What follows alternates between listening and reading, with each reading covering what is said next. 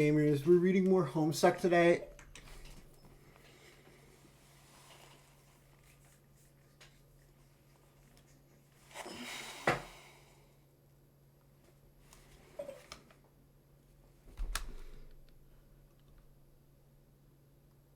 Or maybe not, I'm not sure. I don't know what I want to do.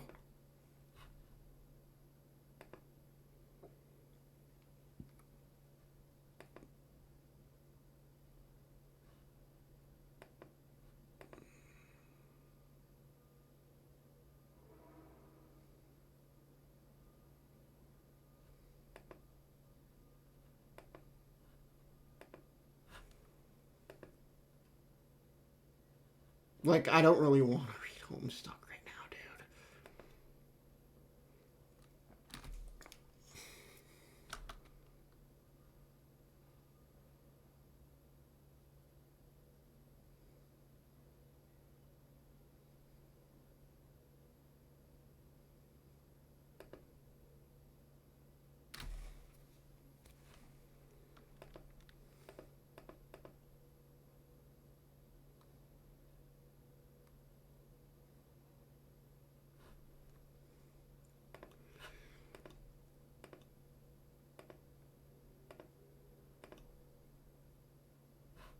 But nobody's here to play Fortnite with me.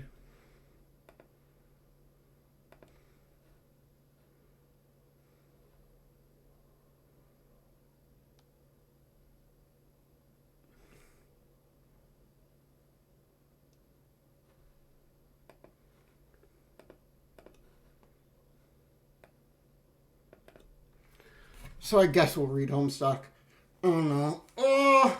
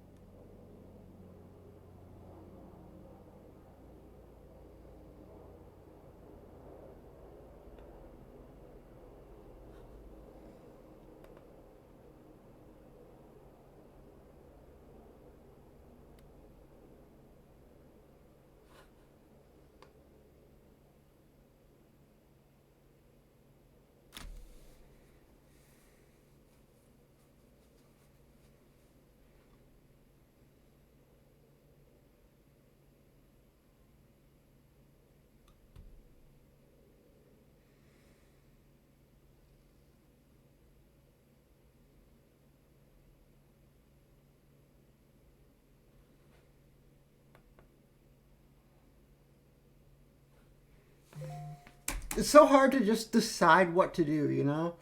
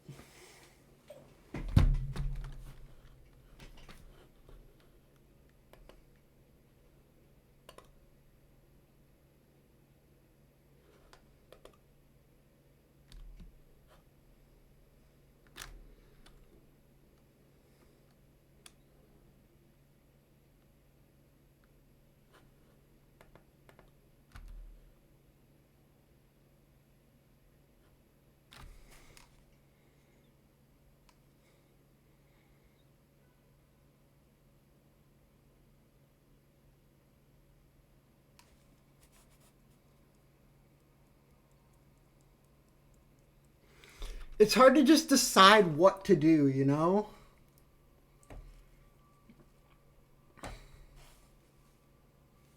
Like, low-key, I just don't want to read Homestuck.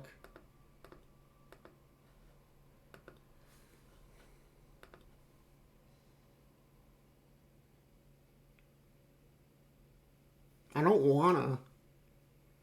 But it is Homestuck Monday, so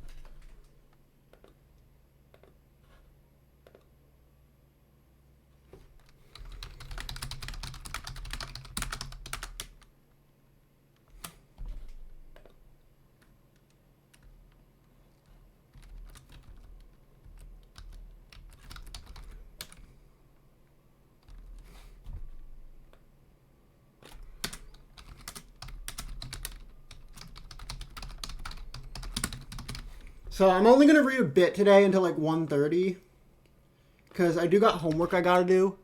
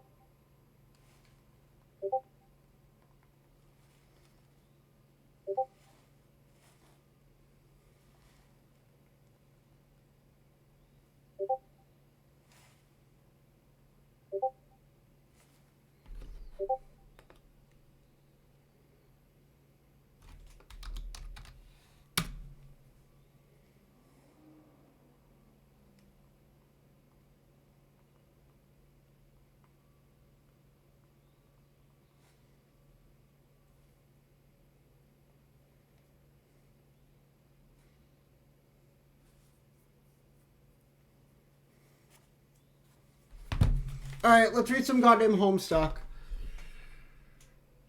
Even though I'm kind of bored of it.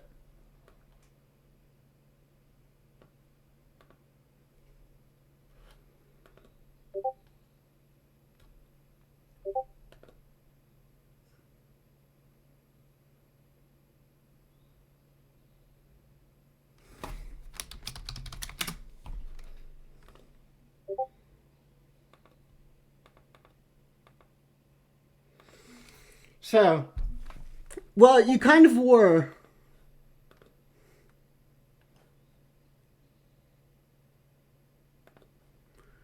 Sort of a reunion of departed friends going on here, but no big deal, I guess.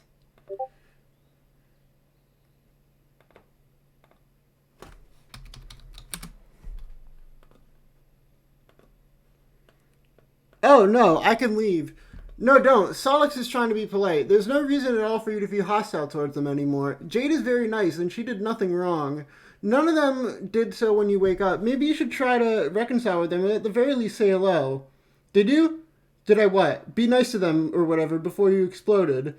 Well, no, but I should have. I did with you before I left, didn't I? I guess so. This is awkward. Shush you. What actually happened after I died? It sounds complicated. It is. I'll get you up to speed, I promise, but come on, guys, let's not scare away our guest. Okay, then, I'll shut up. I think one Aradia saying things is more than enough, probably.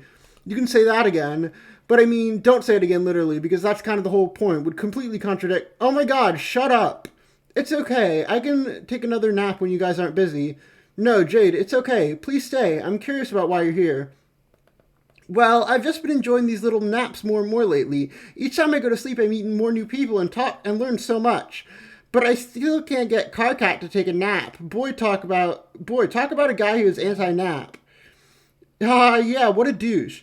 Seriously, he's the douchiest of Krabby Crabs ever douched a big douchey crab. But yeah, it's been fun. I should really thank Fairy again for setting it up so we can meet like this. Wait, FF is here? That didn't occur to me. Where is she? Probably in another bubble, but you'll find her, maybe during your next nap. Well, shit, why can't I go just glub around there in the ring and find out? I mean, aside from the fact that I'm blind and completely useless. Navigating bubbles is difficult here. It's better to drift between them as they intersect, not spatially, but through common points in memory. To navigate the furthest ring, you need to have mastered the...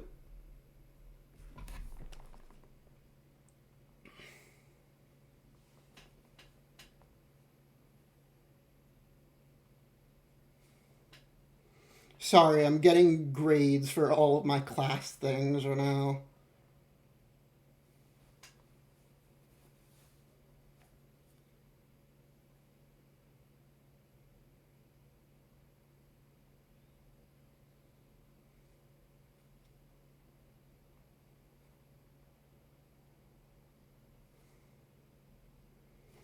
That's a 10. Let's fucking go.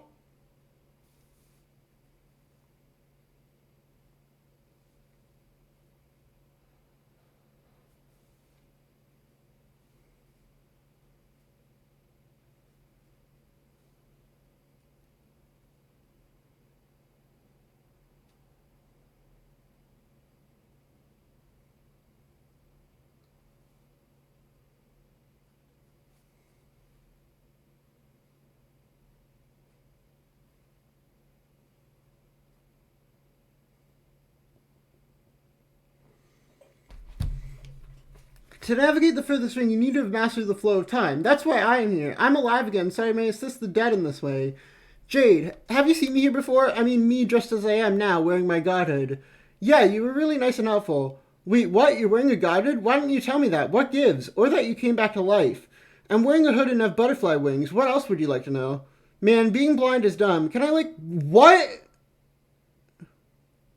I think your outfit is quite spiffy too. I like that skirt a lot, especially. Is that a skirt? Rolling my eyes is what I would be doing if that were possible. Shh. Hey, come on, you were making a point. Yes, you see, those encounters you had with me before have not happened for me yet because I've only just arrived. Time follows strange paths here as the space. If you travel a great enough distance, you may discover you are also traveling either backward or forward in time as well. Just if you stay in one place for too long, the geometry of space surrounding you will become unreliable. You may swat the air to your left and you discover you just slapped yourself. The only way to make sense of it is to understand either property very well, and since I am new here, I have some learning to do, but I do know one thing. I knew that the first bubble I would enter would be an important one for us to visit. We are moving to a new memory. Hold that thought. It is important because it will help us begin to understand why we're all here. What do you mean why we're all here? You mean in the afterlife? That's easy, because she's asleep, she's dead, you're alive, and I'm blind. Couldn't be simpler. No, not why we're all in this bubble now, but why we all exist in the first place and went on this adventure together. There's much to understand, and I believe it all begins with one series of events. Watching will help those who've passed to understand the purpose of their sacrifice, and those still living to understand what must be done to complete the journey still ahead. We will let the memories lead the way. Are you guys ready? Okay, I'm ready. Okay, let's allow the memory to take shape. I believe it is Kanaya's. I will reprise my role in a conversation I had with her shortly after I discovered the ruins. Everyone hide and remember to try not to spoil it for her until she remembers. Hey, Kanaya. There's something I want to give you. Oh, really? Yes, it's something very odd I discovered when I discovered the ruins the other night. I don't know what its archaeological significance is yet, but I suspect you will be able to prepare it. This is a dream, isn't it? Oh, wow. I mean, wow. You sure figured that out very fast. It seemed obvious. Either I'm sleeping or I'm dead. Which is it? Oh, I'm sure you're alive. You are unconscious now and will likely wake up as your new self very soon. My new self? Yes, you are undergoing a metamorphosis which you have been groomed for since you were very young, much like I was for my various personal iterations, including this one. You mean being a ghost and then a frog and then a robot and then a fairy? Yes, but it sure sounds silly when you list them all like that. What do you mean we have been groomed? Well, that is about what we were about to find out. If you will oblige us by continuing with this memory. What do I do? Why don't we go through this conversation again to the best of our recollection? But rather than acting it out, we can just talk about it the old-fashioned way. Was what we were attempting not old-fashioned? I have no idea. It seems to me that the nature of the afterlife is probably old-fashioned. Maybe even the most old-fashioned a thing can get. Haha, yeah, you know what I mean, though. Yes, then this was when you were about to give me that unusual gift from the ruins. Yes, I had Solix deliver the pieces to you so you could stitch it back up. Solix, that is your cue. Come out and play the part. So we don't have to hide anymore? Of course not. Obviously the jig is up, everyone. Can come out now. Why is Cal there? Okay, so I'm supposed to act out what I did before when I brought her these shitty doll parts. Is that what's going on here?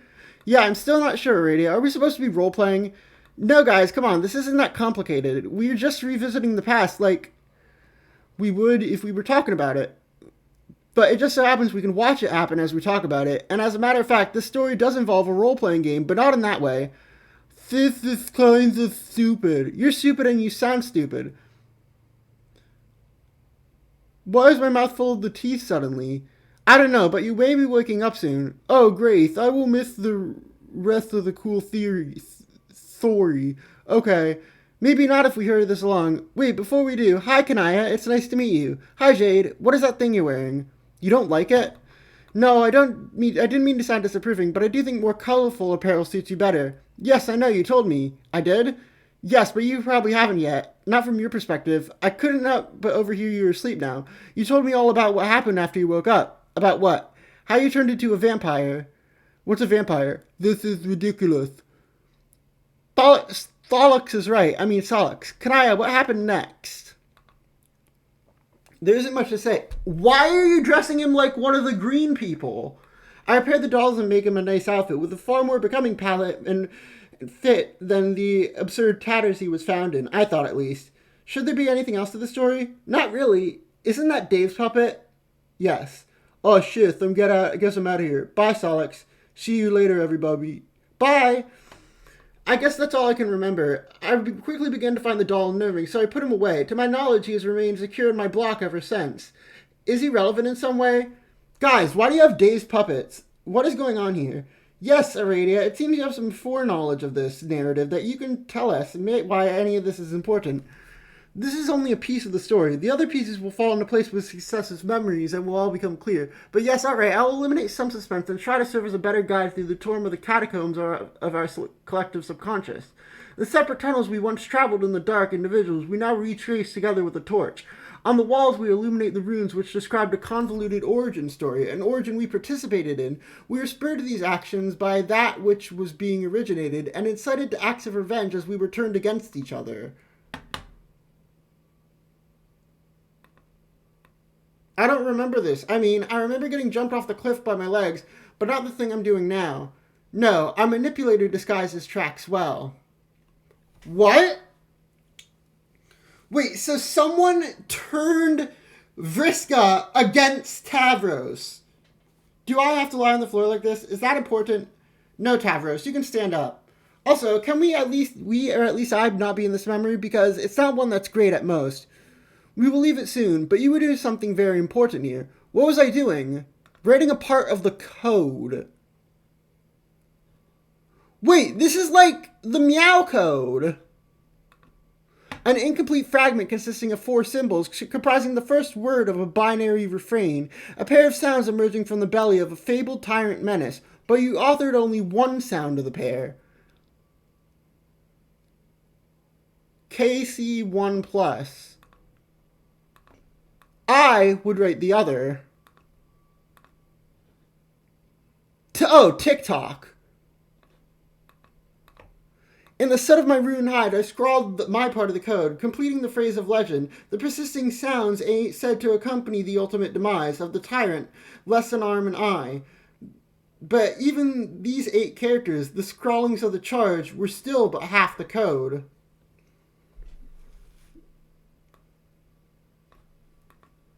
There's another half by Scourge in 2 parts. One part, 3 symbols, break, heads. Tick-tock breakheads, and the other 5. Why the scale was tipped this way between sisters, I cannot say. So, and each fragment would be transcribed in our rulebook, sealing the collaboration between Rust Bloods and Blue Bloods, completing the code for our session's architect. Not exactly. There's another fragment. An additional 8 symbols from a wildcard source, I suppose. Honk. It came from a timeline not meant to happen. The one I came from to ensure it wouldn't, thus sealing my fate. What? What is going on?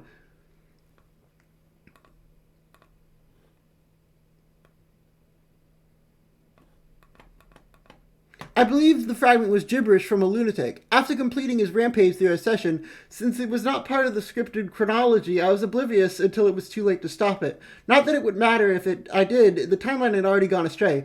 I pieced together what had happened by sleuthing the various scenes, and discovered the text to which the code was recorded in. I decided to return to the Alpha timeline with the text as evidence for his madness, I guess. In the Alpha timeline, this text was destroyed in an explosion caused by a computer virus. This explosion did not take place on my timeline. I identified this event as the difference prompting the offshoot and returned to our planet via the reckoning just as I did at the end of my life, though that time deliberately, to influence events quietly to make sure it happened, and later join the rest of our doomed selves to help defeat the king. The others surely had similar responsibilities along the way. What the fuck is going on? So, honk, honk, honk, honk. As for the book, I lost track of it shortly after I arrived. Oh, the Queen? They were gathered surreptitiously by agents assigned to the task.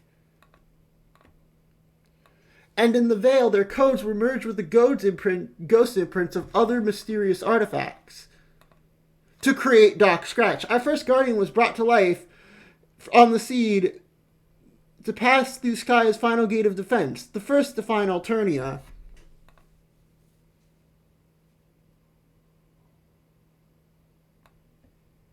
So, Doc Scratch is the first Guardian of Alternia, and he was created when these codes were written by... He was created by these codes. You again try to be Doc Scratch and fail spectacularly. You can't beat him no matter how hard you try. It's impossible. In fact, I think it would be for the best if I commandeered the narrative completely for a while. I trust you won't mind if I speak in white. It's not actually negotiable, but as a courtesy, I will enclose my words within a pair of visually audible brackets. I'm doing this because I can. I'm also doing this because I'm expecting a guest to arrive shortly. This should enable me to show the man the sort of hospitality he deserves while doing the same for you.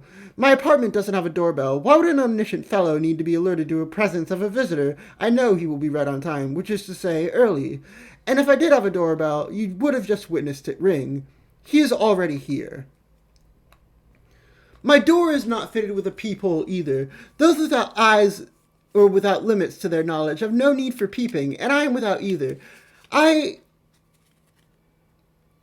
never once peeped at or through something, and I doubt I ever will. Apertures are built into physical surfaces to reveal what's hidden behind them are for those with particular handicaps.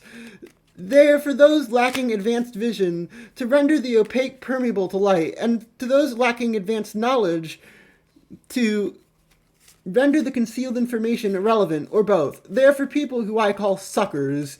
I know the identity of anyone who stands behind this door, even in those cases where I have not extended an invitation to the visitor. Pardon me while I let Jack inside. Wait, what? Why the fuck are you here? Did you not believe it would be Jack? Who else would it be? Someone who would have suspected anything else is a person who I would describe as a sucker. Ha ha, hee hee, hoo hoo. Hello, Slick. Won't you please entertain... Oh, for heaven's sake. Jack, stop it. Jack. Which would you prefer I call you? It is one of the most strange points of uncertainty that surrounds you. Maybe it is that you don't particularly care. Your flair is for the plain and serviceable, isn't it? Not much of your vanity is tied up in a name, I guess. Not going to tell me? Fine, I won't tell you my name either. Well, I might, if you would just show some manners and stop hitting me with that ridiculous horse hitcher.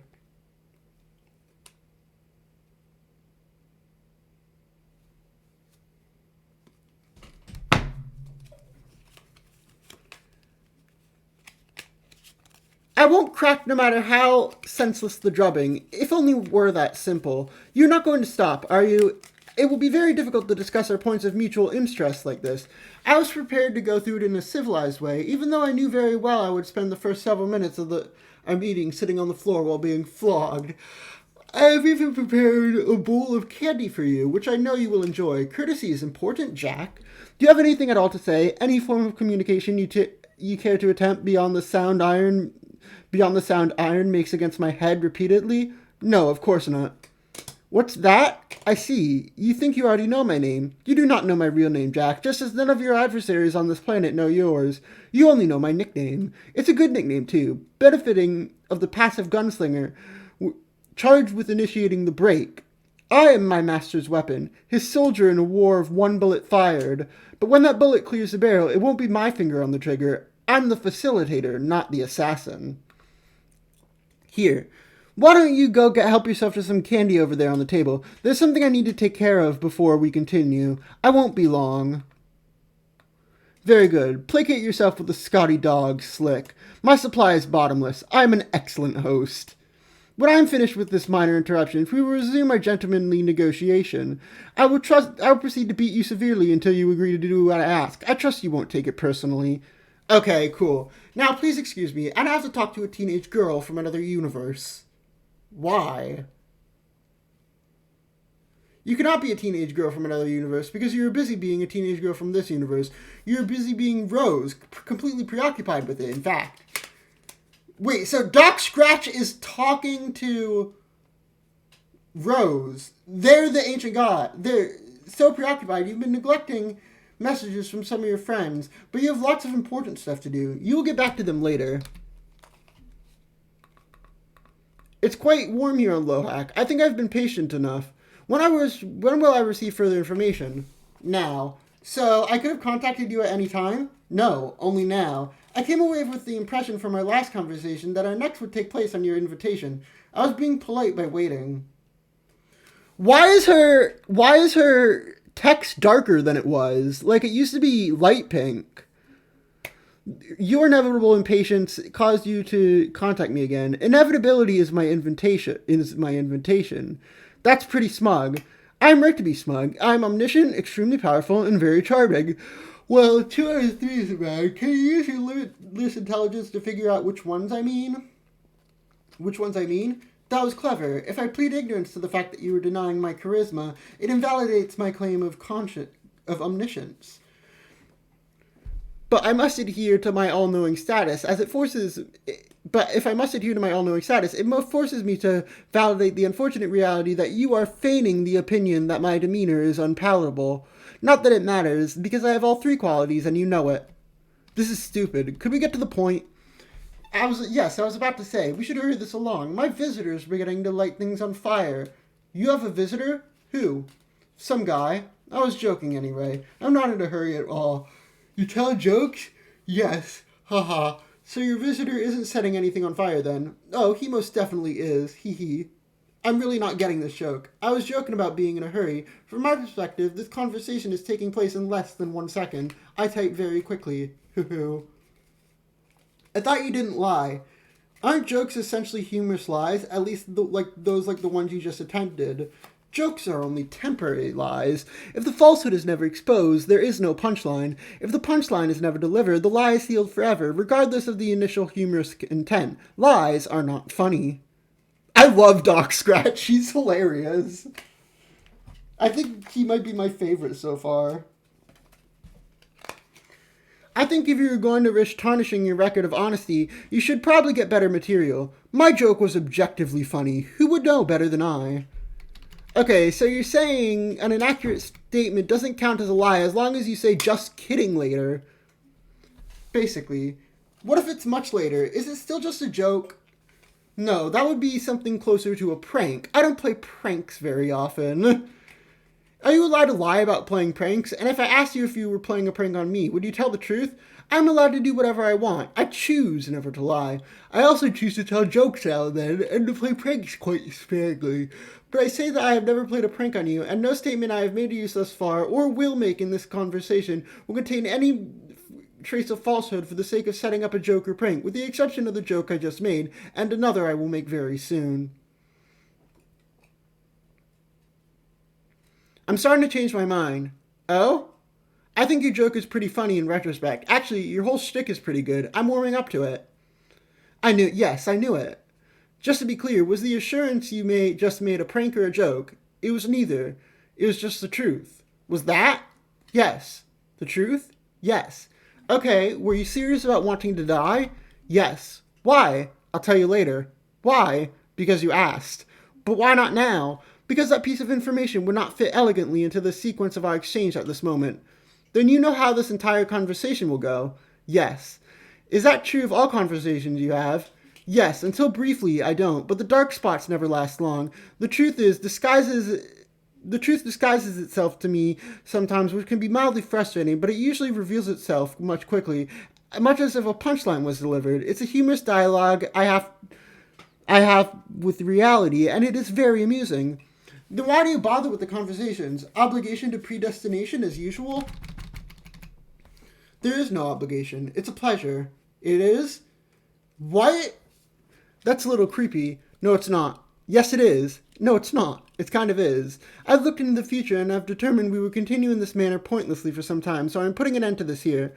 That doesn't make sense. Was that the other joke? Yes. Heh, good one. Thank you. How young are the ladies? What? Suddenly no, of course I'm not. Not in the way you mean. And anyway, you are applying standards of conduct frowned upon your kind, which makes no sense to apply to me. I'm an immortal entity with a large cue ball for head and no biological means of reproduction. Really. Also, if you were millions of years old, you would find that nearly every lady you encounter is quite young, relatively speaking. There should be no reason for you to feel uncomfortable with this interaction. Try to think of me as your kindly human uncle figure. What? What is going on? Brother? You're situated near the game construct supplied by your session for causing the scratch, yes? Are you actually asking? No, that was a fact, and then a question mark. Ah, well, yes I am. It is a large plateau shaped like a record. It's called the Beat Mesa. I know. Is the game construct different in other sessions? Yes, it will always be an edifice of a similarly cryptic design located on the planet that is home to the hero of time. Its environment dictates its nature of construction. Its power is dangerous and is meant to be utilized only as an emergency such as yours. You mean in sessions where victories is no longer possible? Yes. Due to creating an unstoppable adversary who triggers the reckoning prematurely. Is that sort of emergency common? No. Failure is common, but the composition of yours is quite atypical. Okay, then it's like a panic button for the players to push once they realize the cause is lost. Yes, but causing the scratch is not an easy task either. The construct must be destroyed in a very specific way to release its energy. The keeper of my ecto-biological father began the process. It must be different. Who? The guardian of the night of time. Dave's bro? Yes. How do I finish it? You don't. Not you personally. Another will. You have something more important to attend to, remember? Oh, right. The green sun. Yes, I plan to take care of that later once John had retrieved the tumor. Whatever. Your plan will have to change. You aren't ready to cause a scratch yet. Like I said, it's difficult. What will the one who does it have to do? I should let them know. He will have to scratch the surface of the plateau across its full diameter. I see. This terminology could be very literal sometimes. That will require a certain needle to create a breach on the surface that will be adequate. I have needles. Why are you doing this knowing that it just fucks up the trolls and leads to the trolls getting fucked up? Why are you still causing the scratch knowing that it just leads to the trolls getting fucked up? Your needles won't suffice. How do I find ones that will? Again, you won't. This task is out of your hands. The needles must be acquired from the denizen of the Witch of Space. Her quills are very large and potent. They will be able to cause a scratch. This really seems more elaborate than you lead me to believe. I didn't lead you to believe anything. I told you to find the construct and await advisement on the scratch. The plans you were making were based on assumptions and fabrications of your imagination. You were writing more stories, just like with those about your false magical men. I wish what I'd written in my private journals could be confined to your dark spots. I don't. I find your stories entertaining. You're being creepy again. No, I'm not. Besides, the White King agrees with me. What? For a seer, your vision of events surrounding you is rather limited. It's charming. Just please stop complimenting me. No. Fine, then please try to sound some more sarcastic when you do it. Oh, sure, I really am going to do that. Yes, very likely. Then the scratch will be implemented later by either John or Dave, I assume. You use the male pronoun. Yes. I guess it makes sense that it would happen later. My understanding is that Jack will not be banished from this session until near the end of the reckoning. Yes, Jack will exit your session later, but this has nothing to do with the scratch. Not directly as you imply. I don't understand.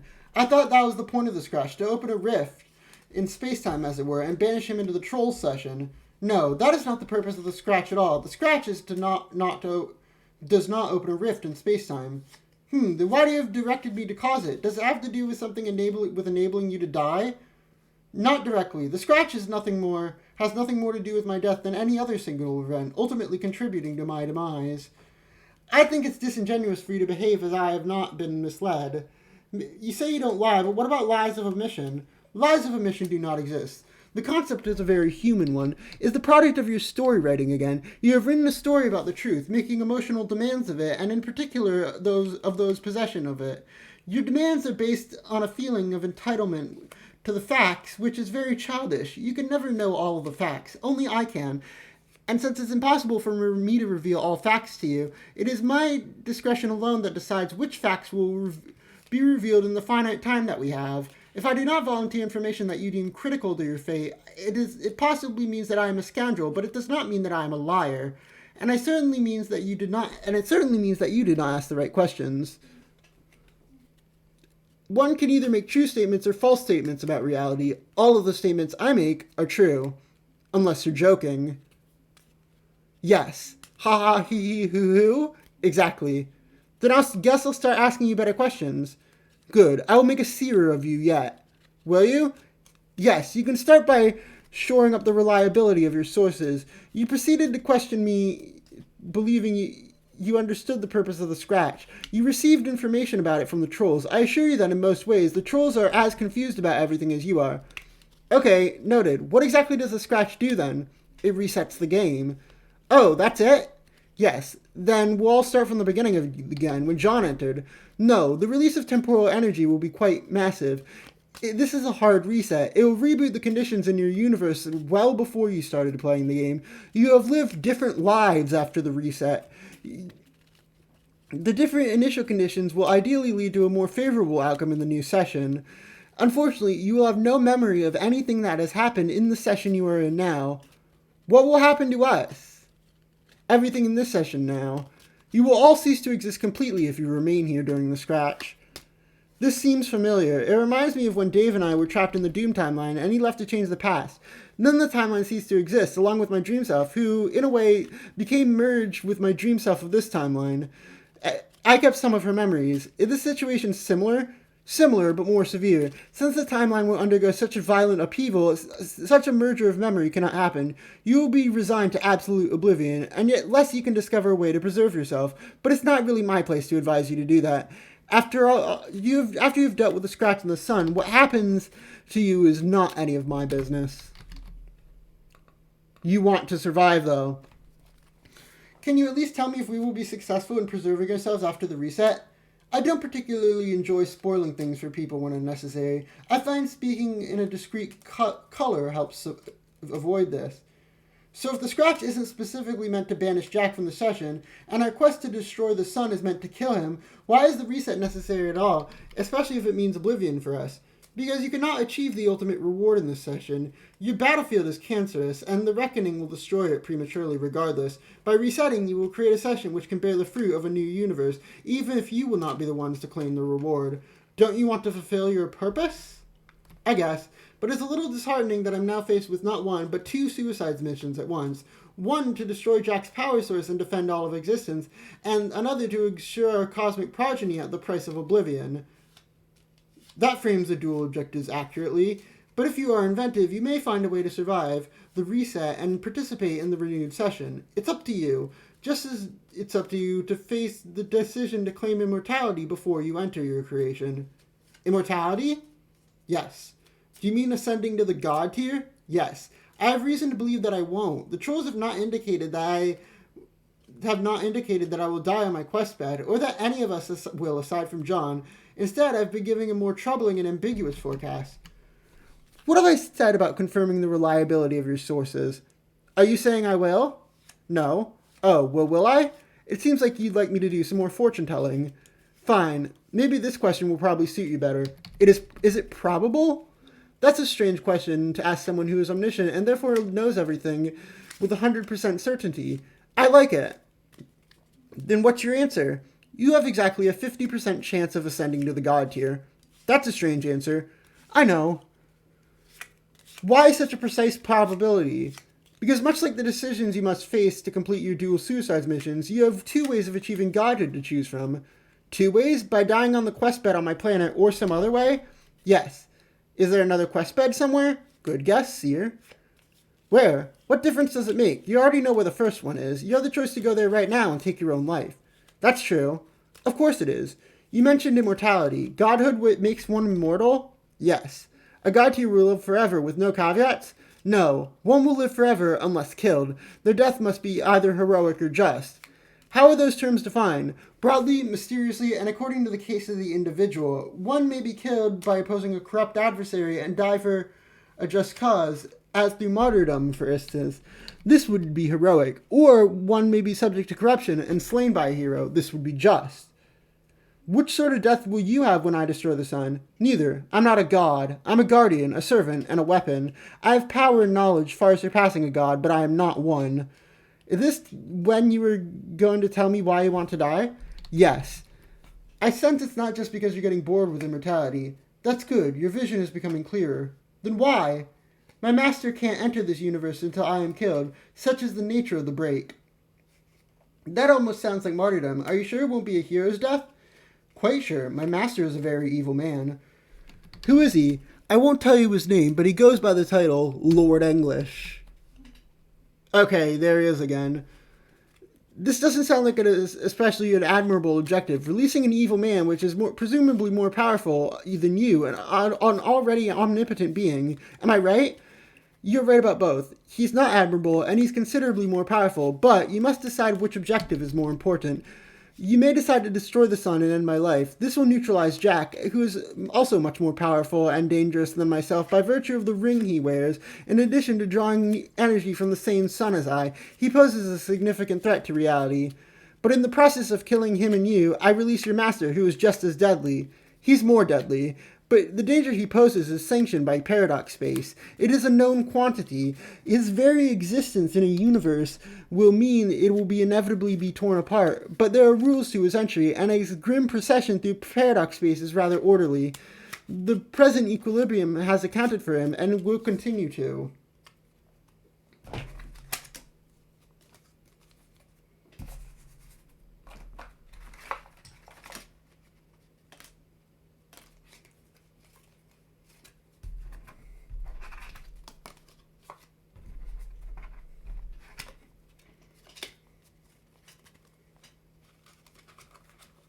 Sorry, I'm just messing around with these cards because I'm bored.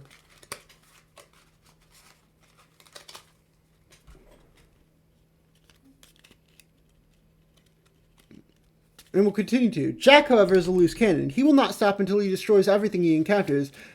Additionally, his existence is your responsibility. I guess if I don't have a choice, you do, but also know this. Refusing to venture out to destroy the sun in no way spares anyone from my master regardless. It is certainly true that destroying it will end my life, and it is certainly true that the tumor you will deliver to its location has enough power to destroy it completely. But that is not the only way to kill me. It is simply a way I've suggested to you, which doubles as a way to disarm Jack, should you choose to go through with it. Instances of myself have spawned in countless universes, and my objective is always the same. I have never once failed to complete this objective, and I never will. There's nothing about taking a course of action you believe would prevent his arrival, because that is impossible. He will come. In fact, he's already here. Are you saying that I will succeed in the mission to destroy the sun? Are you asking me for another palm reading? You seem rather keen on acquiring a fortune, for me considering you are the one with a crystal ball. I'm just trying to ask as many questions as I can. It's the only way to find the dark spots in your obstinacy. I've been very helpful, and I will continue to be. I do not care to be an oracle, but I can graciously supply you with one. Can you? An eager consort has brought you one of my seeds. It appears to have amassed followers who wish to please you. How fortuitous. You seeds? The white orb. Oh, the cue ball. How did I not notice this? It will accurately answer any question a curious girl can pose, provided she can see through the surface to read its reply. Is that possible? Is it, seer? Given your title and all the tools of prognostication at your disposal, it seems to me that I should be the one asking you the questions. How can I see through it? It seems you weren't listening, so I'll state this again in a question. Don't you think I should be asking the questions from now on? Yes, if you wanted to be disingenuous and irritating. Don't you think a clever person should be able to acquire information from someone who only asks questions? Then it's a challenge. I pass. Do you have a choice? What if I'm feeling a bit stubborn? Okay, so what you mean is I should continue humoring you leading questions until you happen to ask certain rhetorical questions that contain information I need. Was that a question? That was a fact, then a period. How does a seer see? With a crystal ball? I already considered that. I don't think I can get the focus of the ball to zoom in tight enough on the cue ball's enclosure to read the answer. How else does she see? By other magical means, I guess. Should I use magic? Do you believe in magic? Magic is real. I've been using it. Are you sure? Use whatever word you want to describe it. I have magic wands. They are very powerful, and they allow me to be magic. Your questions are silly. What makes you convinced the wands are responsible for your abilities?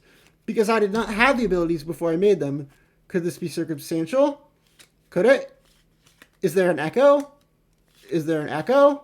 Hee hee. I don't know what you're getting at. How about another leading question? What do you combine to make those wands? Some stuff. Knitting needles. An unexpected figurine of some fictional fellow with long whiskers. A simple textbook on the zoologically dubious. Why would this mundane combination of objects create a child with such alarming mastery, grant a child such alarming mastery over dark forces all at once? I'm guessing this is one of the rhetorical questions meant to be informative, so my answer should affirm how ridiculous that sounds, shouldn't it? Maybe. That wasn't even a question. Yes, it was. Okay, magic is fake. The wands are useless toys, and there's something else going on. Next question. Would it be so difficult to believe that the power you've found to devastate your planet and create shortcuts through your session is not entirely by your own device? Would it be so difficult to believe that a young lady could be unwittingly apprenticed by more powerful entities who meant her potential to be realized through some arbitrary trigger? What would you say if I said a dutiful girl raised in the daylight was protected by a bulb-headed guardian and learned to glow in the dark after death? What would you say if I said a vengeful boy on the path of nihilism was taken under the wings of fearsome angels and learned to destroy hope with their light? What would you say if I said a reserve girl enamored by what dwelt in the shadow was selected by the horror terrors for the service and did their bidding at every step while convinced of her own autonomy? What would I say to these fables? Not much, except I gather the third is about me, and that the lesson you'd like me to take from it, that I should renounce my allegiance before my grimdark corruption is absolute, and while I'm at it, I should discard these useless wands, because apparently the power was in my little black heart all along. Is that right? Won't you have to give up your specibus to the one who causes the scratch regardless?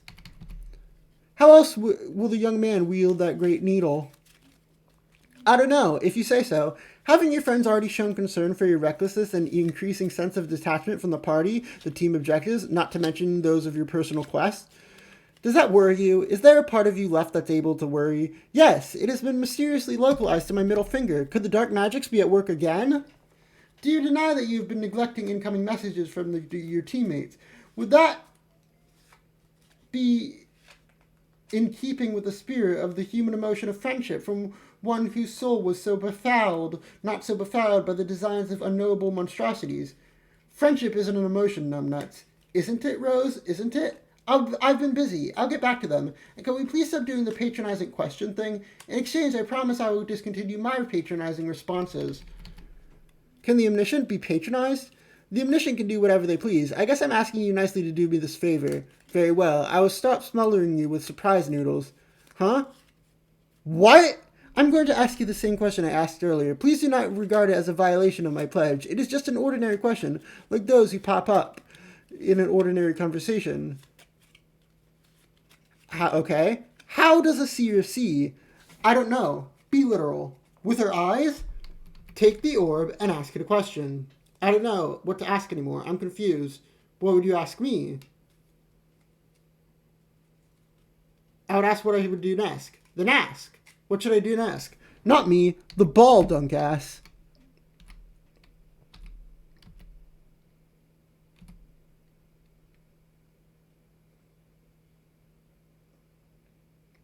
Answer Jade.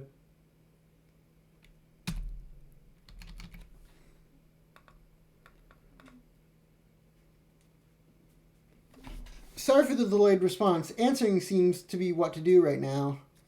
Rose, geez, finally. You sure seem to be absorbed in whatever you're doing on the computer. Were you talking to someone? Oh, right, I forgot I gave you the code for the crystal ball. And I was thinking that I could safely delay responding to messages without seeming like an ass the way it usually works. Oops.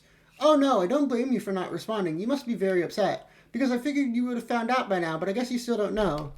About John's dad and your mom? Rose? Hello? Oh no. Oh, right, they're dead.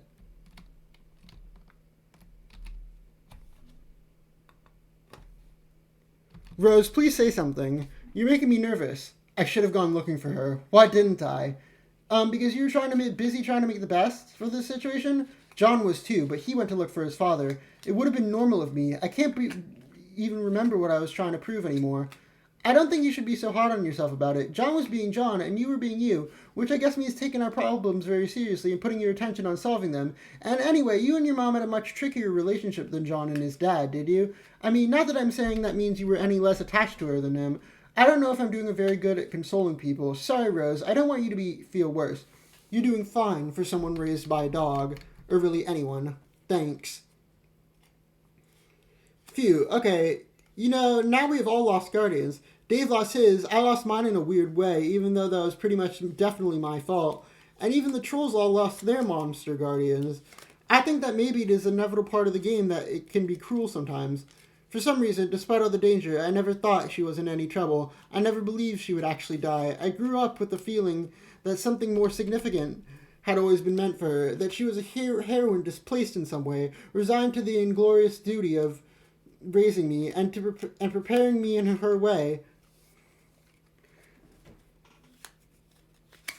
I didn't actually need the ectobiological verification that she was a mother and sister at the same time.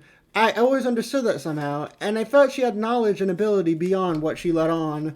It was always intimidating, but nonetheless a sort of self-respect that which she was childishly begrudging on my part. I think she was just waiting for me to catch up with her, but now I can't. I'm so sad. Rose, I think you're being stronger about it than I am, because now my emotions have seeded into anger. This shouldn't have happened. Oh, well, I hope you aren't thinking of doing something rash. I already was. I was going to go to sleep, fly to a sun bigger than our universe, drop a bomb in it, and kill myself. So if my course of action is to change on account of my mood, it can only become less impetus, don't you think? I don't know. You never liked my plan much anyway. Well, no, but I was trusting you had thought it through and it was our best hope. I'm not sure if I did. Maybe it was a terrible plan. I made it without full understanding of the nature of the scratch. Then what will you do? could stop being so cowardly for once. I could short-circuit this endlessly expanding game of chess we're playing, just like Jack decided to do. What does that mean? Maybe I will go kill Jack myself right now. Oh no! Rose, that is a much worse plan. He will probably kill you.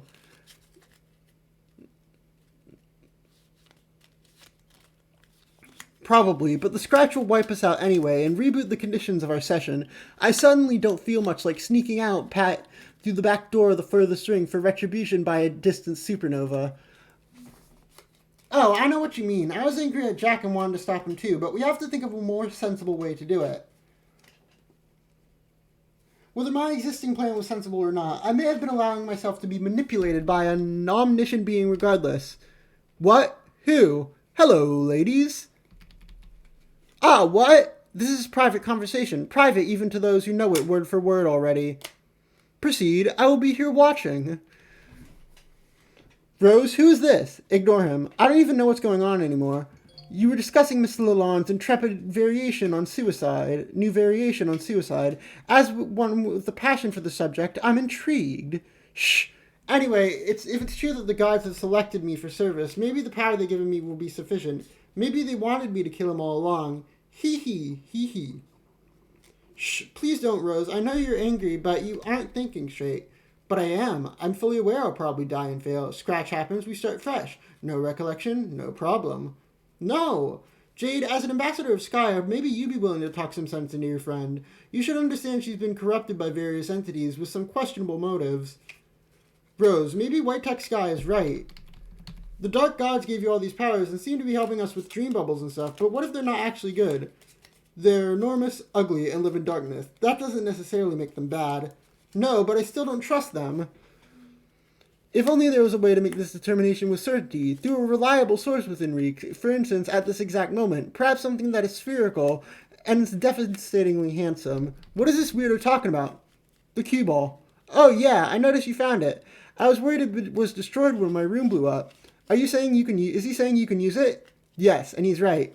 OMG, does it work? It advised me to talk to you just now, so I guess so. Then maybe you should try it. Less, Rose, listen to Jade. She's far less manipulative than I. What are you suggesting I ask it? Since we don't know much about the gods, what do you ask them? You saying I should ask it if the gods are evil?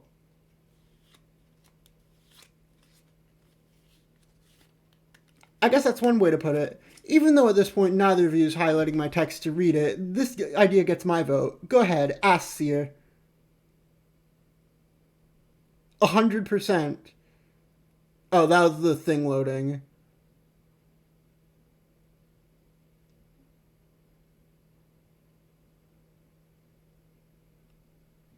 Oh, epilepsy warning, by the way. Oh, Jesus, fuck, epilepsy warning. Oh, I'm going to hide the screen and just describe what's going on, because I don't want this. What the fuck?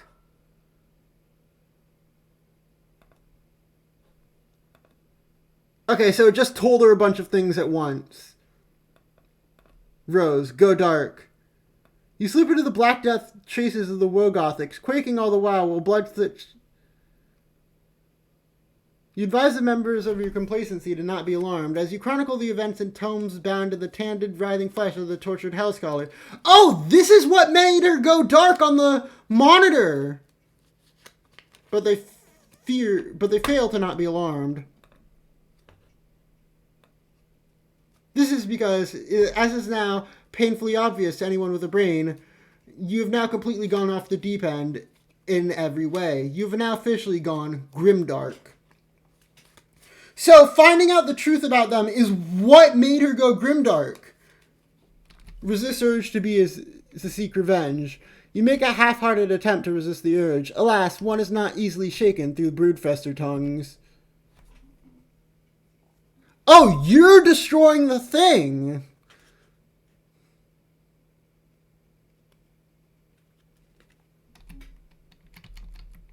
They are stubborn throws. Big man, request timeout. What? Alright, homies. Everybody wants you to hold up. The big man wants to take a timeout.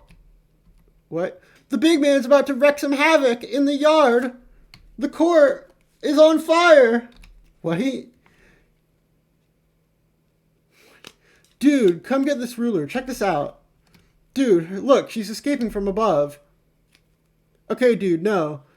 Wait, why are you here?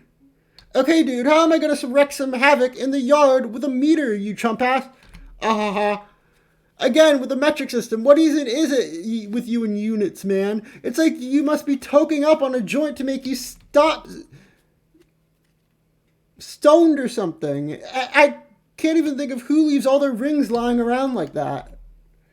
It is so infuriating. Shit, where's the man? Dude, no, let me show you. Fuck, no, dude, you gotta snap it brokeways. Splimpers? What the fuck is happening? Splimpers? Splimpers? It was at that point you got distracted by the author's hot self-insert. Who else were you expecting? The Easter Bunny? You probably want to know how involved the big man wants to get in with the story. How much will he funk this up? Well, all I've got to say to that is, who want to know? I want to know. Please tell me and be smug about it. What the fuck is this text? Alright, as the self-indulgent inserts grow in frequency, you might find yourself increasingly afraid that my direct interference with canonical events approaches inevitability. But you should understand that I am dealing with forces which, if handled recklessly, will nullify the basic ability of intelligent beings in all real and hypothetical planes of existence to give a shit. It would be stupid of me to mismanage these forces, and even stupider of you to worry about it, because it would be stupid for you to think I was stupid. In fact, I feel just a little dumber thinking about it. When the time comes, I will interact directly with the events in the narrative, but this moment will be responsibly confined to a passive intervention. It will be compact, surgical, and essential. My involvement will have such precision. I have even managed to quantify in units of physical measurement. I will be involved only in the narrow corridor of space in which light will pass in through it for 3 seconds. My window of influence end to end will be exactly 1 yard. Okay, anyway, let's get back to John.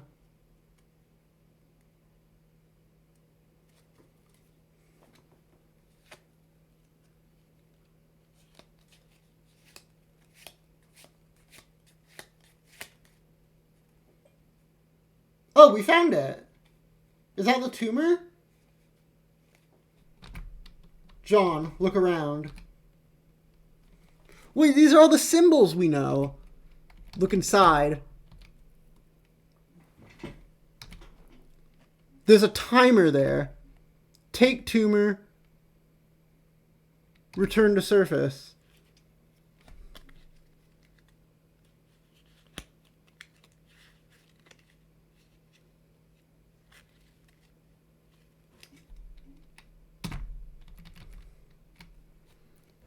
CD, approach locals. You and your rabbit friend approach a gentleman wrapped in a fine white cloth and his courageous cohort, a young man riding a gust of wind. Oh, this is Beck's minion. You were so impressed you forget what you were supposed to be doing. Reunite with Liv Tyler. Sweet, precious, beautiful Liv Tyler. You thought you lost her forever, just like when Bruce Willis did when he blew himself up with a nuclear bomb in the center of an asteroid the size of Texas. His heroism and fatherly pride were also the size of Texas, but your love for Liv is not fatherly, oh no. This reunion is with no loving daughter, but a loving movie star fantasy crush, who happens to be in the form of a robot bunny who has traveled through time and been given as a gift on 5 separate occasions, twice by you and thrice to you, and originally fished out of a sewer by Nicolas Cage on the silver screen. What? You forget the point you're supposed to be making, but you wonder where all her sweet weapons went. She indicates in the language of plush toy pantomime that she has no idea. They all blew away in the breeze. Retrieve tiny hammer. This tiny hammer is so ridiculous. It's too bad it is not the right size. You would love to wow up some imps with such a fanciful weapon. You guess you could just go around giving them little bops on the head with it, like a silly gavel. No, that would be too absurd, even for a great prankster like you. You would discard this rubbish immediately.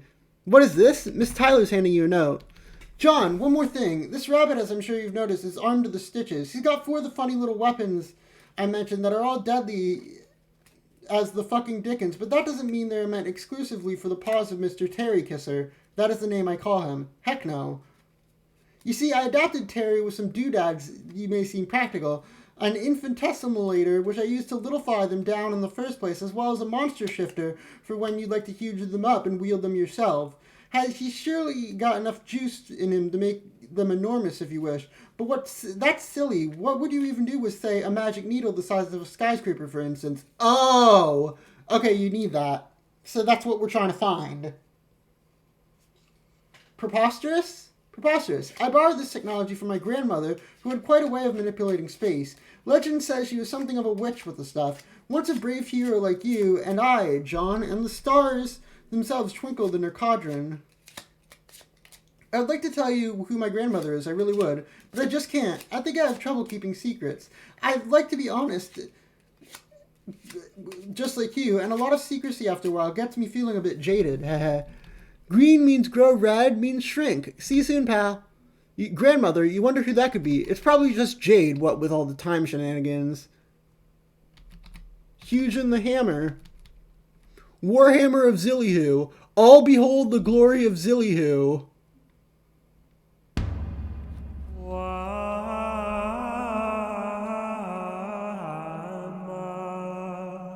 What? Z?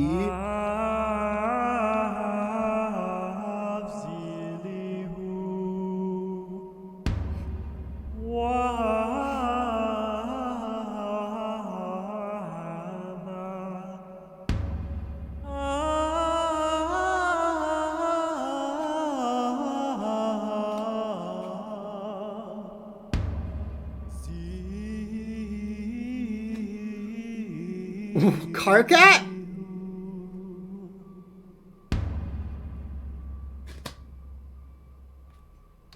Cool. You're so delighted by your new hammer and its cool hugening abilities of Liv Tyler or Terry Kisser or whatever her name is. Who the hell is Terry Kisser anyway? Probably a movie star from the future. Who cares? Your bunny will be Liv for life. Hearts, hearts, hearts, hearts, hearts. You wonder what other neat things you can get Liv to monstrosify with her sweet eye beams. Wait, what happened to her green eye? And why is she so feverishly gesticulating to the fellow in ghost sheets? This is so ridiculous. You cannot turn these back on these people for a moment to admire this beautiful hammer for even a moment. You can think this is enough fooling around. It is time to get back to business again. The serious business of being an important and heroic leader. You are not their leader. You are their friend. That is a big difference. You prepare to issue your party a highly authoritative series of friendly requests. Did you steal the thingy? First, you request that everyone settle down. The squat fellow mediates between the two bickering parties and patches up Liv's missing eye. She's nothing but accustomed to decades of repair work and quickly resumes her plucky demeanor. You asked in the most leader way you then in your most leaderly way asked Liv to pilot that enormous battleship. She would now be known as Captain Tyler. She littlefies the ship down to something more manageable for a bunny captain. Everyone is impressed. You give your wallet to your loyal chauffeur familiar. He looks puzzled. You inform the party that you will be not going on this journey. You must remain behind and continue looking for your father. Oh no, but now he has the tumor. You need the tumor though. But you insist their mission is the most critical of all. You know they can handle it. You believe in them. You instruct Captain Tyler to set a course to the ship's home. They must fly to Durst and deliver the tumor to the moon. Everyone salutes their intrepid friend leader. This is what teamwork is all about. And this guy, this guy can go along and help out? Hey, who even is this guy anyway? You guess it doesn't matter. He seems nice enough. Goodbye, heroes. You have all the faith in the... Why is that? Why do you have the red Beck symbol? That they will be successful. As a friend leader, or sometimes known as a pal honcho, you have done an amazing job. You have come up with a plan and politely request-ordered your loyal team to execute it. It is all falling into play perfectly. You are quite sure you're not failed to account for even a single thing. Why is Beck there? Oh, John, I'm worried about Rose. I'm pretty sure she's on her way to look for Jack. Can't say for sure because I can't see her with my goggles anymore for some reason, but I'm seeing the worst. Just in case, you should try to intercept her before she does something stupid like fight him. I guess you probably don't know about your dad, do you? Darn, why do I always have to be the one to break terrible news? John? Oh, you gave him the PDA. Oh, goddammit, don't tell me your computer was in the wallet you just gave that guy. Damn it, John. One of these days you will learn the backup of having plenty of backup computers.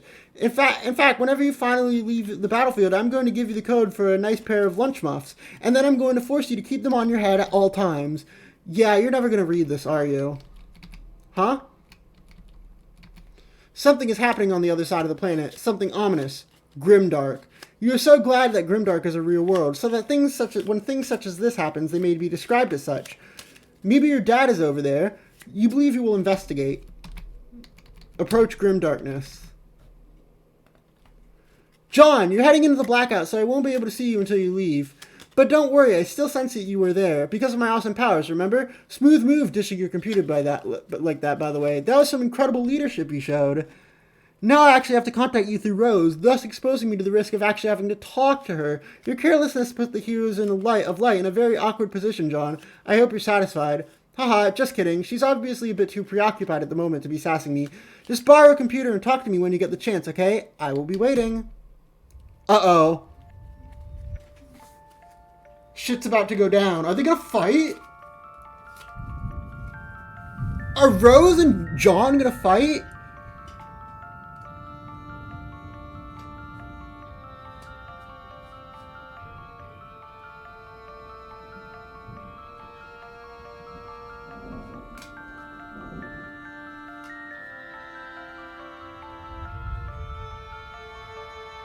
Oh, she's pissed. Rose is so cool, like from a design standpoint. Like Rose's design is so cool.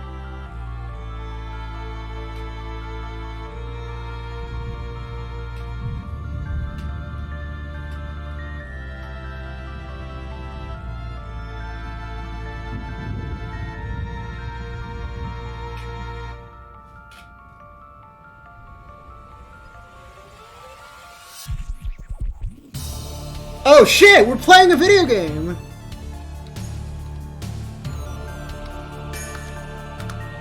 There's no sign of Jack up here. Must be somewhere in the castle. Oh, we're playing as Grimdark Rose! Oh, we're evil! There's no sign of Jack up here.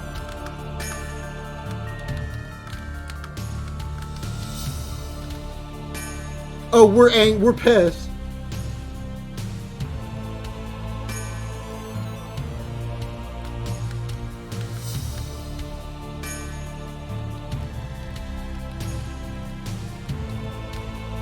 Oh shit, all these guys are dead.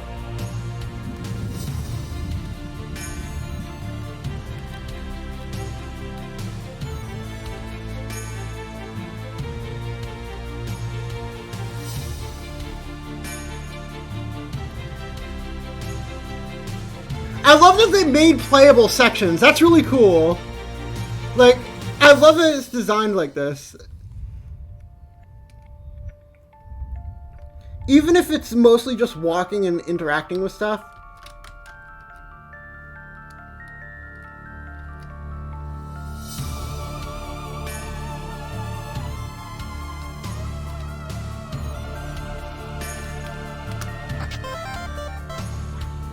You got a trophy. That doesn't look like a trophy to me.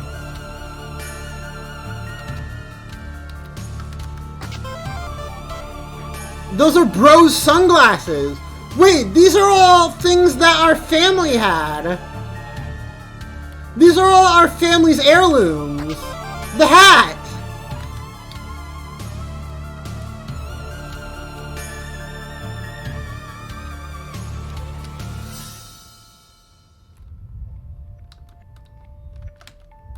It bears an inscription, our glorious speaker. His head was lopped clean off with some sharp sword object. Someone sure around here must sure ate frogs. You wonder who it could be. Probably Jack. The stairs are blocked. You suppose you could easily remove the obstacle, but that would spoil for a perfectly good opportunity to look for hidden passages. A foot soldier's guide to combat. Most of the diagram of this book involve a soldier advancing a single tile, or either straight ahead or diagonally when lunging with a weapon. Advanced frog breeding for beginners. For idiots. This is a book on theoretical physics and complex. 4 towers, 4 rows, 4 heroes. This is a sacred truth. Journey to the center of the battlefield. Looks like a fairy tale for youngsters. The hero is a young man in a blue hood. He heals the planet from within, but it can do nothing to stop its annihilation from above, nor to soon follow eradication from reality. You find an ancient unlabeled tome. Though we adore him, we shall never enjoy his beauteous croak. We shall spill blood on acres of land of black and white. What?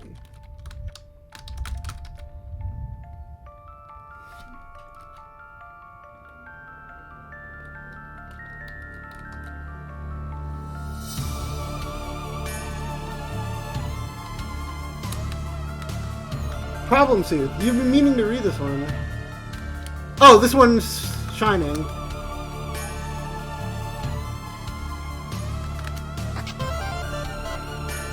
You got the banner of the villain. You suddenly feel inspired in a generally rebellious, unified sort of way. You got a flaming meteor chunk. This isn't even treasure. How's this treasure? She's apparently swooning over a great hero's lore shared between the two kingdoms, a great man who united opposing sides against this tyrannical king. The revolt ended in tragedy, which is typical of their folktales, but it is no less inspiring. She's all aflutter about a legendary hero, some guy who was weary of war, a simple farmer, handsome and brave. You think you're beginning to fall in love with him too. He seems to be relieved that he and a handful of fellow soldiers have found a secret hideaway. Maybe if they regroup and marshal all their remaining forces, they can take this guy. Yeah, right. First he was frightened when you barged in here, and then decided, and now disappointed. He thought you were the great Dark Kingdom's defector, come to save them. Alas, it was only a spooky girl with magic wands. She looks scared and confused. There's nothing left to do but hide.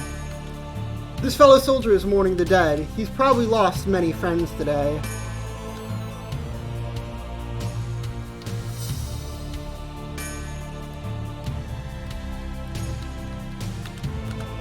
Something's blocking it from the other side.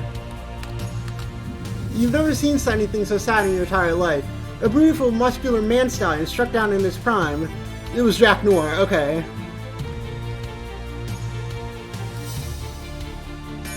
Hello.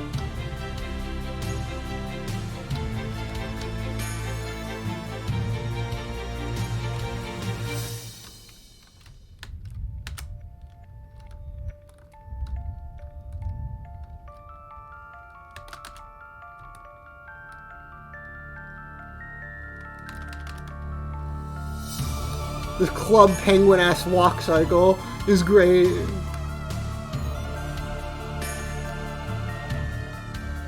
Oh, these ones are blue.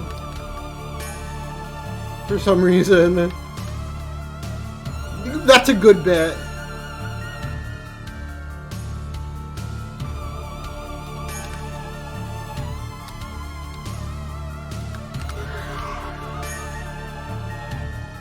Oh, these ones are green.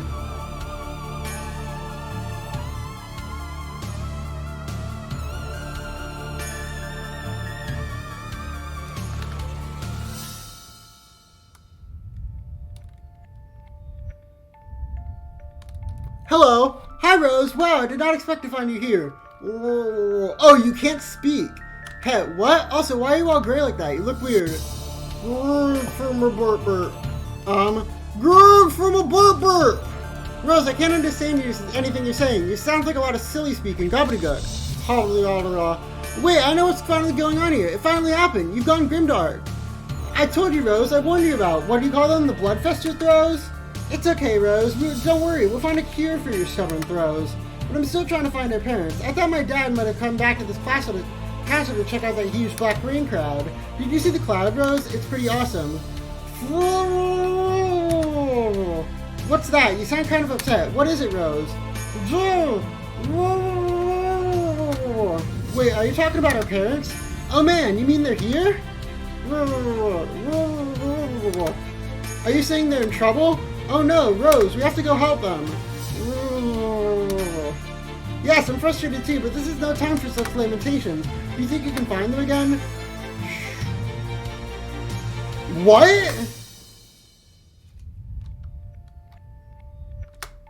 Please, lead the way, Rose.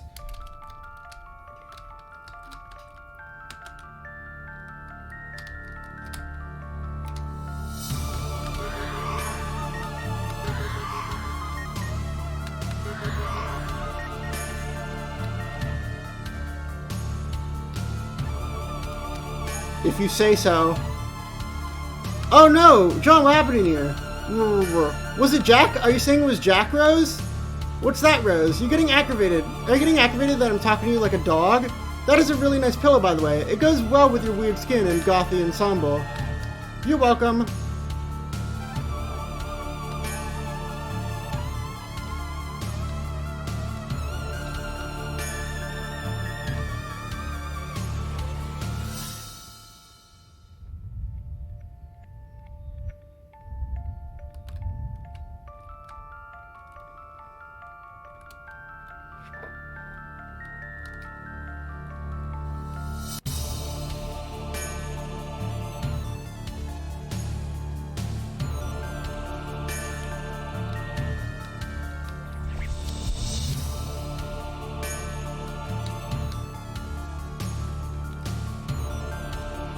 This is a long segment.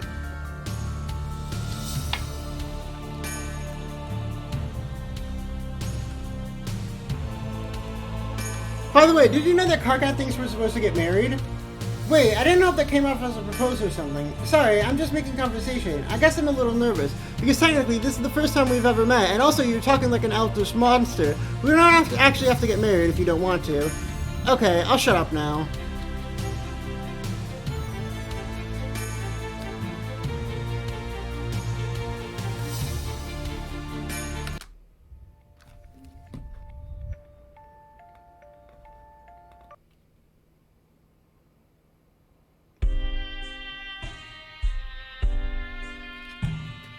Hello.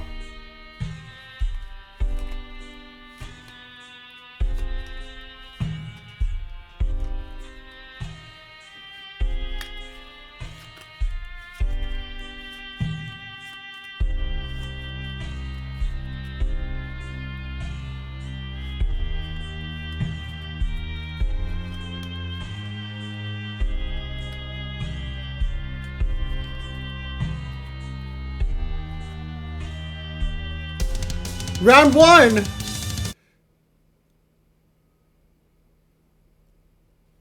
Oh, John's fucking dead.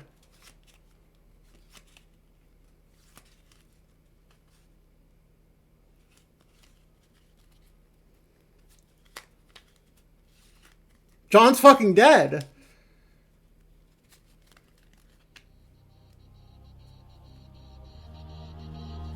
Oh, we're pissed now.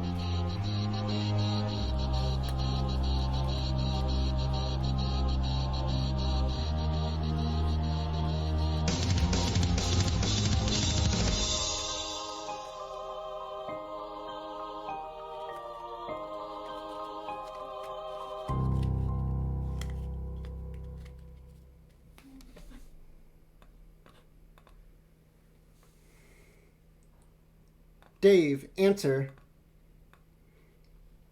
Strider! Oh my fucking god. What? We just got done talking and it would be awesome, and we agreed it would be awesome if you just didn't bother me for a while. You know, like while I grieved over this brutally murdered rad family member or something. Oh, that's right, I forgot. That it was 5 seconds ago. That was hours ago for me. I'm a little foggy at all our chronological shenanigans at this point. There's been so much crazy stuff going on here that I've lost track. So you're just officially going non-linear with me then. Were you just forfeiting all rhyme or reason to this unmitigated clusterfuck? Is that it? Dave, your entire existence is non-linear. Don't be so melodramatic. Whoops, okay, in the future I'll try not to pitch any sort of dramatics while brooding over the cadavers of slaughtered loved ones. Did you love him, Dave? No, but he was your strange human man, Lucius, who taught you to like cool things like swords and puppets and moving really fast. How could you not? Puppets aren't cool, they're the shitty small fake people who haunt your dreams and grin like permanent assholes. I was making a joke about being all broken up. A guy can be sad and make jokes at the same time. You are sad, but not broken up about it. I don't understand. Exactly. But you said you were grieving, which is why you said you'd leave me alone to grieve. You didn't say whether I actually would or actually am. I'm grieving to the max like a widow on a dead husband island. Behind these chill as fuck shades, my face is having this crazy attack of the sads. My rue is fucking bananas, can't you tell? Arg, no, I can't. You don't sound sincere, but it's so hard to tell what layer of irony removed from reality your flippant remarks are supposing to be. I'm betting you are really sad no matter how hilarious or aloof you think you're being. The truth of the mystery, tucked behind the pursed lips of a shitty riddler, they will be loosened only when presented with the conjurous grandeur of rigid, insoluble puzzlecock. Blah, that makes no sense. I'm sorry you're so flustered by the mere mention of glittering mythical crypto dick that it makes you think. It honestly makes me think you are not ready for the truth. Dave, your perplexing euphemisms involving what I perceive to be lewd and vaguely intriguing portions of human anatomy are not as hilarious as you probably believe. And in any case, you may be amazed to learn I'm not totally in the mood for your dumb, smart, assy hornswogglery. I have lots of my own problems here, and they are big problems. So why don't you just tell me what you're thinking for once? It's pretty simple. I'm thinking about how I'm going to take the sword. Yeah, I never why you wouldn't just pull it out. Filthiest thing you ever said. Forget it. Pulling swords out of things isn't how I roll. I'm not John, remember? I'm not a hero. My bro was. John is. I'm not. Yes, you are. No. Yes, we all are. I am the hero of mind. You are the hero of time. That is who we were created to be. Fine, it's a title we inherit as phlegm babies or whatever, but what have I done to earn it? Pretty much nothing but horsing around through time and swindling octogenarian alligators out of their life savings. If that sword's coming out of your chest, it's coming out clean, but taking it vertically means calling more blood, but horizontally means a clean break. Check it. Oh? Sproing. Dave, get up. No, fuck that. I'm gonna lie my ass down right here while looking slightly ordinarily less cool than I stand myself out to be ordinarily. You must stand tall. Only a true hero could pull off such acrobatic fucking pirouettes off that handle. That is basically what I just did, isn't it? That's what I'm doing here. I'm making a point of making every little thing take place what was mentioned in passing, no matter how seemingly trivial or pointless. That's how all the best adventure gets strung together. You haven't heard me bleat like a goat for ironically humorous purposes yet, have you? No? That was something that was mentioned at some point by someone. I forget when or why. I bet you are on goddamn pins and needles waiting for that, are you? Are you about to bleat like an earth goat, Dave? No, fuck that. Then will you at least get up? Fuck you, go away. What do I do this to myself? What? Subject myself to the moody nonsense of curmudgeonly candy-bloodied foul mouth. I don't know. Why do you even talk to me anyway? Aside from the fact several hours from now you apparently forget I don't need consolation and ought to be left alone. Maybe it just so happens that, for once, this isn't about you. Maybe I'm the one who needs some help. Has that occurred to you, Mr. Cool Kid? Oh. Anyway, I remember now. Sorry, everyone kind of went shit hive here, and I got bitten, I think, and I kind of forgot where I left off with you. Bitten? What? But I remember where this all fits in the chronologically with your bro here. This is just before you begged me to finally show you how to reach God here. So I did, and then you got mad at me. So you decided to go do your own thing for a while, and since I've been up to my pointy little loves in suspense, intrigue, and betrayal.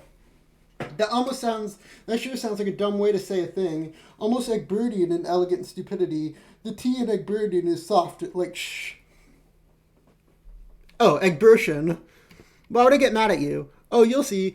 Yeah, but I guess it's about time you showed me what's up with my alleged feudal god tierification.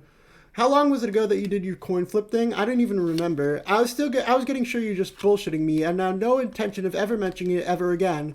Unfortunately, no. Maybe I should take the opportunity to apologize in advance. For what?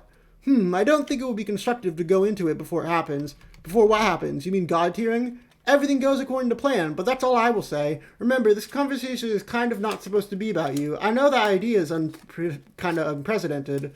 It's practically unthinkable. I know. But, I mean, okay, we can talk about your troll problem, but this is pretty important here. The god tier thing, and whether I can actually do it or not. It might be hard to tell on account of me chilling face down on the pavement, but also downplaying feelings, which is the chief rule of cool. But I'm pretty pissed about this, which is weird. It's weird to feel mad, and are you too cool for that too? No, it's not weird to be mad. It just feels like I'm the only one who is, and the only one contemplating taking Jack on, even among your group of irate gnashing shitheads. Hey, actually you're right. It turns out we do have a lot of shitheads here, and it happens the worst one is the one who happens to be planning to take him on. And that would be a bitching line to switch the subject and start talking about your complicated problems, but I kind of wasn't done. Fine, but for someone who just told me to fuck off, you sure are bending my ear suddenly. But okay, but isn't that what heroes should be doing? Working together to take out the bad guy without a whole lot of this fucking grandiloquence and these huge sweeping plans that got nothing to do with fighting him? like always biding our time and tiptoeing around the unbeatable god boss. John's too nice to get mad. Rose spends all her time calculating, too focused on Machiavellian plays of sabotage to die anything drastic. Jade is, I don't even know, probably more of a liability if she got it in her head to take him down. If anything, I bet she just needs protection. What are you saying, Dave? Is this conversation that is still being about you? I'm just wondering, when does someone actually step up? Jack's got shit to pay for. If that's how you feel, then I think our two problems are not entirely different. We were both presently concerned with justice. Maybe. I guess it's been on my mind. Maybe I'm supposed to be a hero and rise to the occasion because there seems to be a little persistent voice in my head nagging about it, insisting someone's got to pay. And it's hard for me to disagree. That could mean one or two things, or both of the two things. Like it did for me. What? What things? It could mean that the agent presently influencing you is a conscious and/or an exile. This is so completely illegal. I'm pretty sure I don't even have an exile. I've never heard voices or anything. Anyway, you don't need a voice in your head to tell you this is like just so completely illegal. Wait. Why did I just say that stupid thing I said? This atrocity cannot go unpunished. Throw whoever is responsible into the slammer. Slammer means jail, by the way. Dave, I did not realize you had such a passion for law enforcement. I must say, this is a shocking development coming dangerously close to giving the case of the vapors. No, I meant... Okay, that came out wrong. What were we talking again? Bringing Jack to justice? Right, someone has to make it pay. Someone can't let him go unpunished. If I can figure out how to reach the god tier, maybe I can be the one to throw him into the slammer. The slammer? The slammer means jail. You call it the slammer when you're extra angry at crimes. Take a note of that important principle, because I am deputizing you even though you are a kid. Are you taking notes on this important principle? Jesus, get a fucking pen or some chalk or whatever. I think I'm following. You gonna find Jack and put him in jail? Wait, fuck. What? No. Dave, I know you likely discombobulated with grief over your fallen man bro, Lucius, but that is extremely silly and doesn't make any sense. I know it doesn't. But I'm just saying, what am I even saying here? Shit. Which I think is forever. Bring the criminals to justice, young deputy. Each mutinous agent must pay for their crimes. I'm still not sure. You talk about throwing Jack in the slammer and rambling on about justice and telling me to get pens and such. Not that I'm complaining. Okay, forget the slammer stuff. That was stupid. It is about justice, though. Since no one else seems to give a shit about that, it apparently falls in my jurisdiction now. Not just going after Jack, but all the mutinous agent responsible for crimes. Agents? Holy shit, why do I care about that suddenly? Anyway, that's more shit that just popped in my head just now, so, okay. I have other duties to attend to.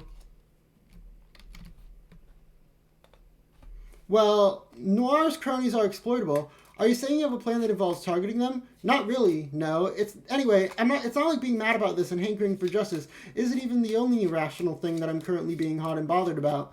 I have other duties to attend to. Like what? I must explode this incredibly illegal edifice. I've got to explode this incredibly illegal edifice. Oh my god, what are these words I'm saying? You have to explode something? Never mind. Are you referring to your plan to blow up the green sun? Oh yeah, that's probably what I'm talking about. Probably. I need to shut up now. I'm sounding like an idiot and my head is starting to hurt. Why don't we talk about your thing now? What justice thing do you have to do? Wait, you mean it's actually my turn to talk? Yes. But I was beginning to forget my problem listening to your own highly enjoyingly befuddlement. Please just tell me your justice problem and make me stop saying stuff. Farewell. Farewell? Wait. No, I mean, goddammit, I'm not leaving. Farewell is not even a thing I would ever say. Jesus, what am I, a Victorian poet? Can you show me a little respect and assume any time I say something stupid, it just means I've been temporarily replaced by a pod person? That's what a real friend would do. So, they're controlling him. Okay, Dave, I will show some sensitivity and cast suspicion on the intellectual merit of everything you've ever said. I will further demonstrate my friendship by dominating the rest of this conversation with lengthy accounts of my emotional tribulations, leaving no space for you to submit any amusing outbursts. That sounds awesome. Quiet! Now, where was I? Oh, yes, of course. Our aims are not that dissimilar, our pursuits of justice, but yours is motivated by anger in the heat of the moment, which is blinding you to the consequences of attempting something very foolish. You are far too cool to succumb to anything like that, which is why you will come to your senses shortly. My situation is a little more complicated. It's less personal. Though it once was a grudge which propelled our rivalry, now its resolution has become a matter of practicality, if not professionalism. That way a true legislator conducts her prosecutions. Did you know that centuries ago on my planet, legislators were not confined to stuffy court blocks arguing cases before his honorable tyranny? Yes, also shush. I know you're assassinating me due to my use of terms unfamiliar to humans, but it is true. They are deployed throughout the galaxy to apprehend criminals by any means necessary. No, I got that like your alien death lords who were sort of like bounty hunters in olden times, pretty simple to decipher through contacts. I thought I told you to be quiet. I'm monologuing here. Anyway, they were not arrested until the suspect was in custody one way or another. They would gather evidence over the course of the investigation, caballing a case to be presented at the trial should one be held before the final submission of the guilty corpse to the judicial authorities. Personal feelings and vendettas did not matter, nor did the nature of the crime. Only justice did, and they were selected for their cutting and martial prowess, and for their ability to understand the minds of the criminals they sought. Which is why the burden has to be mine, I think. I think I'm the only one who knows how to handle her. As such, she is my only responsibility. She? Who do you think? Oh, you want to kill Vriska, Spider Troll. You are correct, the spiderest one of all. So you decided to take her down then? I guess so. You don't sound that psyched about it. Or here I am talking to you about it instead of actually doing it, aren't I? Are you feeling guilty? Like second guessing whether she deserves it? Not exactly. Hasn't she done enough terrible shit to warrant legislation? That is not a thing. But yes, the case against her is overwhelming, more than you even know. She's completely out of control now. She has murdered at least one of my good friends, and possibly several others. I'm not sure yet. The circumstances are still a little fishy, but the investigation is ongoing. Is Nepeta dead? Did you kill Nepeta? Is that dead Nepeta? Additionally, I've discovered she is complicit in Jack's rise to power.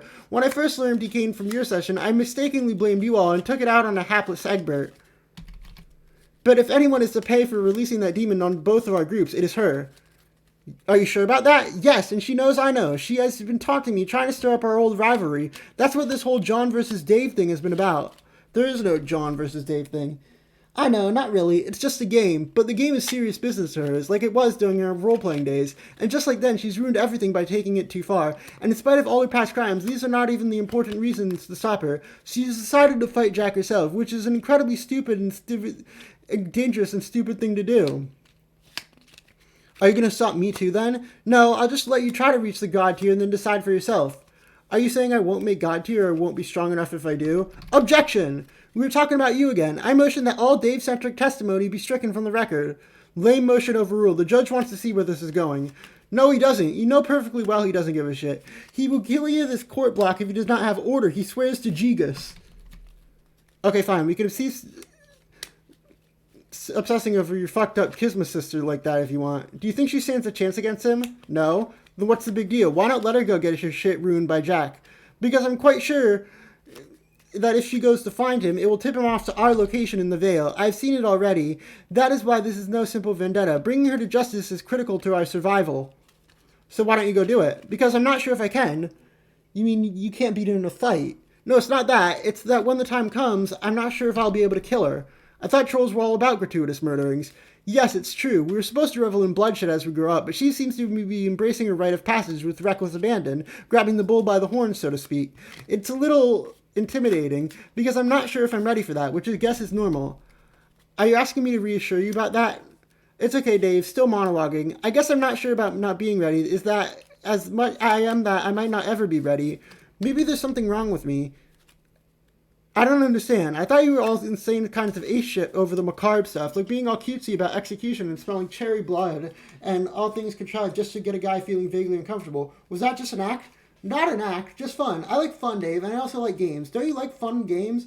Of course the fuck not. Liar! Didn't you say you've killed people anymore? There's a big difference between manipulating people to their doom with trickery and killing someone by your own hand. It's a bit like having to face your own death, and discovering the difference between leaving the responsibility to someone else and doing the dirty work yourself. Maybe you'll understand someday. Okay, I'd like to help you out, but I don't know what advice I should be giving. to a member of the murderous species who's gun-shy going off to justice murder, a murder-happy murderer who've done lots of murders. It feels pretty weird and inappropriate for me to be the one to tell you, fuck yes, go for it. She's got this huge murder with a name on it, and it's cruising right down at her at Comeuppance Boulevard. So I don't want you to tell me. Do you want me to tell you to be the better human or the better troll? I can't tell you what to advise me. Maybe I'm not even looking for advice, per se. But just want to talk to someone about it. All I'll say again is maybe if you kill her, we can finally stop obsessing over her. Sign, yeah, fair enough. Why don't you just do what you think you have to do, and I'll do the same. Speaking of which, oh right, you'll be bugging me about showing you how to reach the god tier soon, prompted by this very conversation, I imagine. These time shenanigans have completely blindsided us. They practically never happen. So, I hang up now with future you and start pestering present you about how it works. Yes? And I make sure not to reference anything said here to keep it simple, except like in an offhand way that'll seem retroactively logical to your future self, i.e. you right now. If for no reason other than it'd be boring as hell to rehash it. That sounds about right, but what do I know? You're the time guy after all. Luckily, I will not have to participate in these trades this time around. Does luck actually matter? Exit.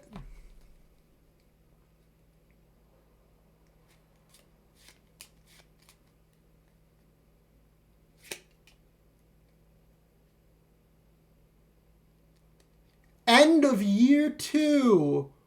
Remove disc 1.